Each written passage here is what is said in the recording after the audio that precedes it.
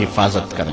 اس دور کا سب سے بڑا فتنہ یہ ہے کہ نگاہیں پاک نہیں رہی، نگاہیں غلیظ اور گندی ہو گئی، شرمگاہوں میں وہ تقدس نہیں رہا ہے۔ حضور علیہ السلام نے ارشاد فرمایا من زنا زنیا بہی ولو بہی تانے دارے ہی، جس شخص نے زنا کیا یہ عمل اس کے گھر بھی لوٹے گا اگرچہ اونچی اونچی دیواریں کیوں نہیں کر رہے۔ یہ مقافات عمل ہے۔ گندم از گندم بروئے جو ز جو از مقافات عمل غافل مشو، گندم بو گے تو گندم کاٹو گے، جو بو گے تو جو کاٹو گے۔ نظر کو تقدس دو، نظر کو پاکیزگی دو۔ حضرت لقمان حکیم کہتے ہیں کہ میں کئی نبیوں سے ملا ہوں، کئی نبیوں سے ملاقات کی ہے، اور میں ان سے 2-2 4-4 باتیں جمع کی ہیں، اور ان ساری باتوں کو میں نے جمع کر کے 100 باتیں جمع کی ہیں، اور ان کا پھر میں نے خلاصہ تیار کیا ہے۔ ان میں 8 باتیں الگ کی ہیں۔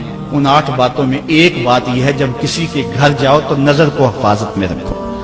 جس شخص کے مہمان بنو، جس کے گھر جاؤ، تمہاری نظر نہ بھٹکنے پائے۔ نظر اگر غیر محرم کو شہوت سے دیکھتی ہے، حدیث میں آتا ہے کل قیامت کے دن جہنم کی آگ سے بھر دی جائے گی، وہ سخت رسوا ہوگا۔ آج میڈیا کی آوارگی اور انٹرنیٹ پہ جو کچھ ہو رہا ہے، ٹیلی ویژن اور سینما جو بدتمیزی پھیلا رہے ہیں، اور موبائل پیکج جس طرح بے حیائی کو فروغ ہو رہا ہے، ہم اس کے خلاف پوری قوت کے ساتھ بند باندھیں۔ اپنی اولادوں کے ہاتھوں سے ناول چھین لو، ان کے ہاتھوں سے جو ہے وہ فلمیں چھین لو، ان کی خلوتوں پہ نظر رکھو اور ان کی حفاظت کرو۔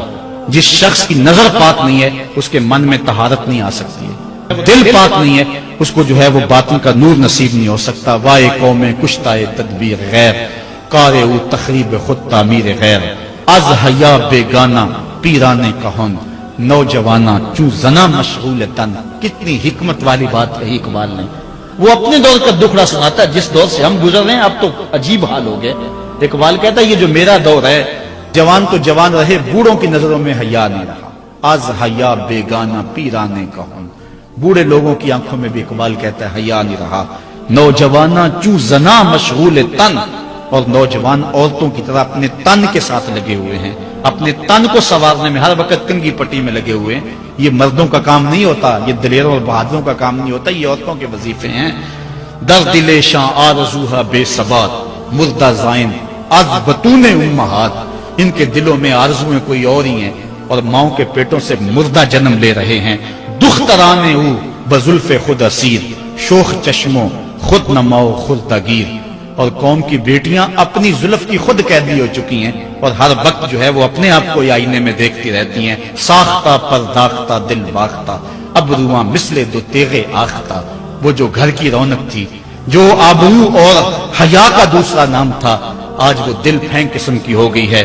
آہ قوم میں دل سے حق پرداختہ، مرد و مرگے خیش را نہ شناختہ۔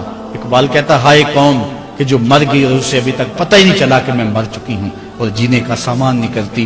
حضور نے فرمایا ہر دین کی کوئی پہچان ہوتی ہے، میرے دین کی پہچان حیا ہے، اگر حیا نہیں ہے تو دین ہی نہیں ہے۔